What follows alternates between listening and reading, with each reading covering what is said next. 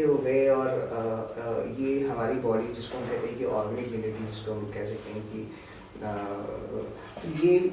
ये science biotech इसके बारे में क्या कहती है, ये सब इकट्ठे कैसे हुए और ये कैसे वर्क कर रहे हैं, क्योंकि इससे ज़्यादा बैक्टीरियाज और जिनको हम गलत नाम से भी जानते हैं वो भी हमारी बॉडी जिंदा रखने के लिए इक्वली इम्पोर्टेंट है। बिल्कुल सही, बहुत अच्छा क्वेश्चन आएगा, बहुत इंटरेस्टिंग है। जो नॉन बायो का होगा उसको क्वेश्चन जरूर आएगा। तो अगर हम इसके डीप में जाएं, डेप्थ में जाएं, तो हमारी जो लाइफ है वो शुरू कहाँ से होती है? वो शुरू होती है एक जाइगोट से। जब एक मेल स्पर्म और एक फीमेल एग फ्यूज करेगा, वहाँ पे जाइगोट बनेगा। और वो जाइगोट धीरे धीरे डिवाइड होते होते एक जिस भी सेल से वो बन रहा है उस ऑर्गेनिज्म की फॉर्म ले लेगा। तो zygote is basically a two celled organism जिसमें एक स्पर्म और एक एग का न्यूक्लियस आया। तो धीरे धीरे जब वो 2 से 4 में डिवाइड होगा, 4 सेल्स 8 बनेंगे, 8 16 बनेंगे, 16 32 64, तो वो एक छोटे से सेल से इतना बड़ा मास बन जाएगा, कलेक्शन ऑफ सेल्स। अब वो सेल्स की एक प्रॉपर्टी है जिसको हम बोलते हैं डिफरेंशिएशन, डी डिफरेंशिएशन।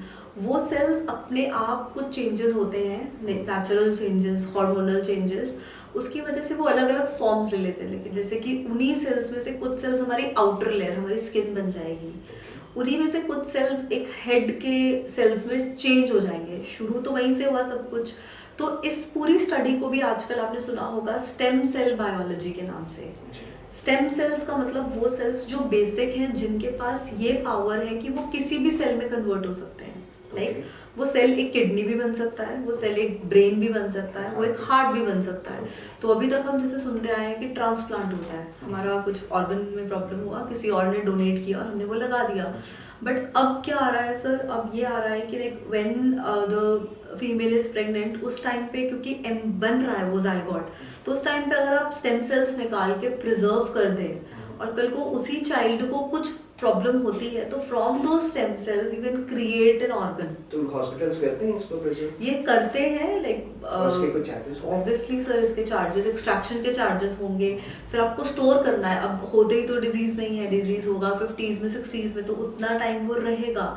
जैसे हम अपनी ज्वेलरी को बैंक के लॉकर्स में डालते हैं और रखते हैं फ्रीजर में रखना। हाँ, बट वो फिर बायोलॉजिकल कंडीशंस में रहेंगे ना, वो stem cells should be active. हाँ, कि वो अगर हम आज से 50-60 इयर्स बाद भी यूज करें तो वो एक्टिवली डिवाइड कर पाए, तो उनको वो कंडीशन देनी है जो बॉडी की कंडीशन है, तो वो सबके भी चार्जेस हैं। तो वो सेल्स अपनी बॉडी को मिस नहीं करते होंगे?